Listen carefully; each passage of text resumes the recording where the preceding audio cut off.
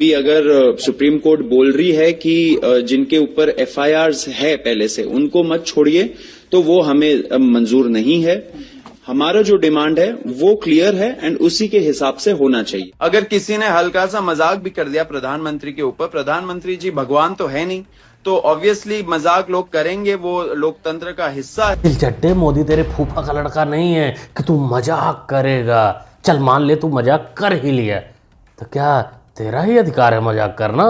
Police थोड़ा बहुत मजाक नहीं कर सकती क्या? अभी तो इसी लोकतंत्र का हिस्सा है ना, तो अब क्यों फट रही है कॉकरोचों? दोस्तों, कोर्ट वाले अंकल ने सीधा सीधा बोल दिया है कि जिनके ऊपर ऑलरेडी पहले से केस थे या फिर जंतर मंतर पर जो लोग दंगा में शामिल हैं, उनके ऊपर कोई केस हटाया नहीं जाएगा, उनको तोड़ा जाएगा। पुलिस उन दंगाई प्रोटेस्टरों के साथ अपने हिसाब से मजाक कर सकती है क्या ये मोदी क्या चीज है यो मतलब लॉकडाउन लगा क्या है यो?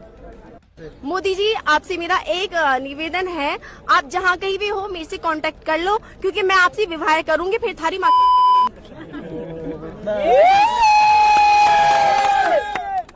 कभी क्या होता है जब इनको वोट चाहिए होती है ना, तो पता है ये लोग क्या करते हैं, अपनी जो बहन बेटी हो एक रहना उस तभी मारी को तैयार रहनु आओ इनते क्या चाहिए, इनते वोट चाहिए, इन कुत्तों को ना इतना मारना चाहिए ना। भी तो मजाक ही था ना तलचट्टे, मोदी की दिवंगत माँ को गाली देना, उनको धमकी देना, देश के पीएम को धमकी देना मजाक था ना। नड्डा जी के साथ तेरा करार हुआ था स्टूडेंटों का केस वापस लेने के लिए, जेबी रोड से भाग कर आई, मुजरा वालियों का नहीं। दोस्तों, इसका नाम है डिम्पल चौधरी।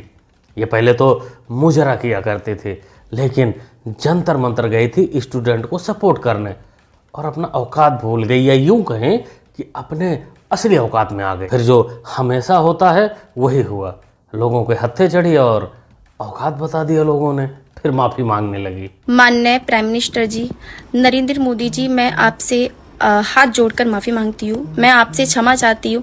जो आपके विरोध मेरी वीडियो बनी थी, मैं उन वीडियो को लेके बहुत ज़्यादा शर्मिंदा हूँ, मैं बहुत ही ज़्यादा गिल्टी फील कर रही हूँ, मुझे ऐसा नहीं करना चाहिए था। चाहती हूँ कि मेरे खिलाफ कोई भी एक्शन ना लिया जाए और आप मुझे माफ़ी दें।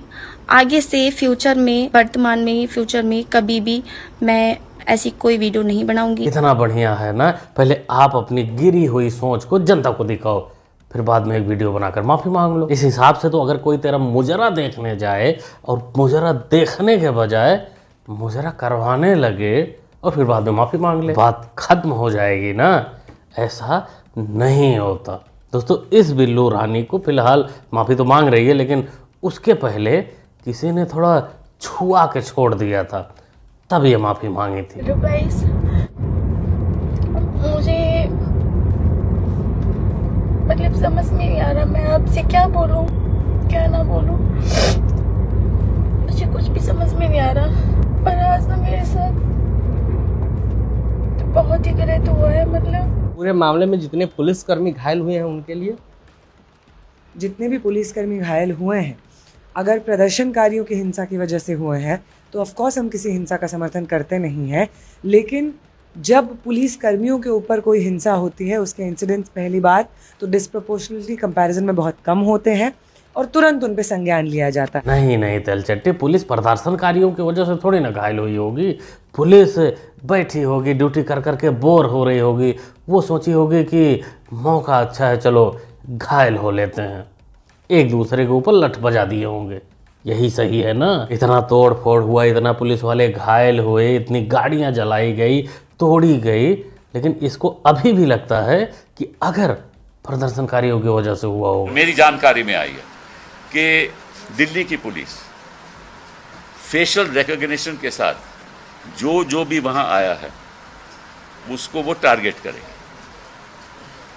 और प्रयास करेगी कि किसी तरीके से उसके परिवार को, उनके लोगों को हैरेस किया जाए। मेरा तो रोल रही है कि मैं इसको बाहर से कानूनी तौर पे सपोर्ट करूं। यह है कांग्रेस के, यूं कहें कि लेफ्ट गैंग के सबसे महंगे वकील, जिनकी फीस करोड़ों में है। अब ये किस प्रकार से नेहवा भौजी का केस लड़े थे, क्योंकि उसके पास तो देने को 500 भी नहीं था, पता नहीं, लेकिन अब ये उन प्रदर्शनकारियों का केस लड़ेंगे जिनके ऊपर पुलिस ने केस कर रखा है।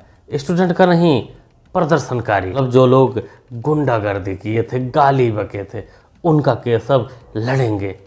पैसे लेंगे या फ्री में पता नहीं। बाकी जो दिल्ली पुलिस ने फेस रिकॉग्निशन सिस्टम लगाया था वहाँ कारों में, वो बहुत ही कारगर साबित होगी इनके लड़ाई के आगे। वहाँ सब दिखेगा, सब पता चलेगा कि कौन स्टूडेंट था और कौन गुंडा। बाकी जहाँ पुलिस लेट से पहुँच रही है, अभी तक नहीं पहुँच पा रही, वहाँ सनातनी पहुँच चुके हैं, कुछ संगठन पहुँच चुके हैं, वहाँ भी ताबड़तोड़ कुटाई जारी है। पिछली वीडियो में आपको दिखाए हुए थे, और जो नहीं दिखाने लायक था उसको मैं टेलीग्राम पे शेयर कर दिया था। वहाँ आप लोग भी अगर देखना चाहते हैं तो इस QR कोड को स्कैन कर लीजिए, वहाँ डायरेक्ट टेलीग्राम पर पहुँच जाएंगे, वहाँ आनंद लीजिए, ताबड़तोड़ कुटाइएगा। कैसे हो आप सभी? जैसा कि मैंने सोशल मीडिया पर देखा, बहुत सारी अफवाहें हमारे विरुद्ध फैल रही हैं कि टॉप लीडरशिप हमारे साथ नहीं है और कुछ लोग हमारा साथ नहीं दे रहे हैं। तो प्लीज अफवाहों पर ध्यान न दें, मैं उन सब का खंडन करता हूं।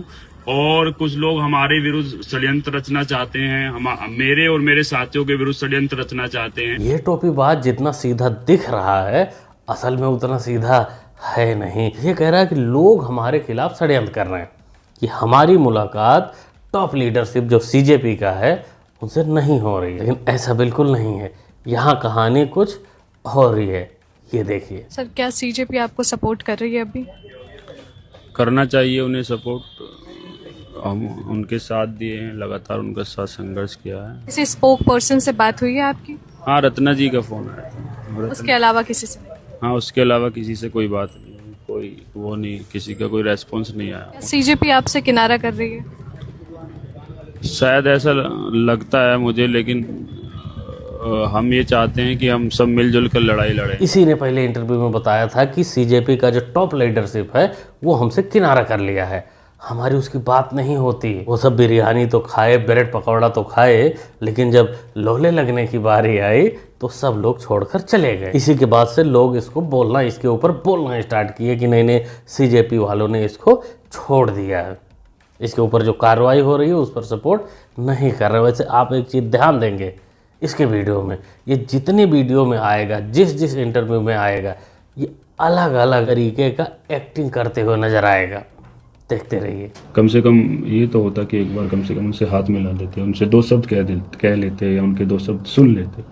आदमी जानवर भी रखता है तो घर में उसके साथ भी उससे मोहब्बत हो जाती है, वो तो फिर भी मानव जाती है। कभी ना मिल पाएंगे कैसे सोच रहा हूँ? हम उनके नंबर नहीं है बहुत सारों के हमारे पास, उनके कॉन्टैक्ट्स नहीं है। यहाँ देखा ना, इमोशनल ड्रामा। इसके पहले एक वीडियो था जिसमें रोने धोने का ड्रामा था। ये कह रहा है कि जिस दिन CJP प्रोटेस्ट हुआ था 20 तारीख को, उस दिन ये नहीं था। जिस दिन धर्मेंद्र प्रधान इस्तीफा दिया उस दिन भी ये नहीं था, इसलिए उन लोगों से ये नहीं मिल पाया। लेकिन कहानी कुछ और थी। कहानी बता रही है कि उस दिन ये पिटने की वजह से भाग लिया था। मैम जब भी आए मैम का इंटरव्यू तो मैम नहीं, अभी मैं आपसे सवाल पूछ लेती हूँ। अगर बाई चांस अभी रिजाइन कर देते हैं धर्मेंद्र प्रधान जी, तो अगला आपको कौन सा फेस लगता है कि जो आना चाहिए BJP में से? नहीं, हम तो सिर्फ मैम एक मिनट हट वो तो चल रहा है क्या? हाँ चल रहा है। बंद कर दो। सिर्फ हाँ, मैं बंद कर दो, एक मिनट बंद कर दो, नहीं तो पोल खुल जाएगी। कहीं डेट वोट बता दिए और ये बता दिए कि उधर क्या चल रहा है तो पोल खुल जाएगा। इस वीडियो में दिख रहा है ये किसी दीवार के पीछे है और कारनामे कांड तो आगे चल रहे हैं। ये छुप रहा है, अपने आप को छुपा रहा है कि नहीं हम पुलिस के सामने ना पड़े। और एक वीडियो में बता रहा था कि इसको पुलिस ने उस दिन अरेस्ट कर लिया था। अब भाई हकीकत क्या है, सच्चाई क्या है, वो तो धीरे धीरे सामने आएगी और इसके फंडिंग की हकीकत क्या है वो पुलिस सामने ला देगी। बाकी जो कुछ बचा है वो अखिलेश बाबू पूरा कर रहे हैं, मेल जोल बढ़ा रहे हैं, सिखा भी रहे होंगे, एक्सपीरियंस भी बता रहे होंगे कि कैसे केस को डाइवर्ट करना है, हिसाब किताब कैसे देना है। और वोट बैंक कैसे बनाना है। और मैं यहाँ पर आई थी प्रोटेस्ट को कवर करने के लिए और कुछ असली हिंदुओं से यहाँ पर मुलाकात हो गई। ऐसा बहुत कम होता है। बीजेपी के हिंदू नहीं बल्कि भारत के हिंदू। मैं भारतीय हूँ, इससे क्या फर्क पड़ता है मैं हिंदू या नहीं भारतीय। बहुत बहुत शुक्रिया सभी लोगों का। यहाँ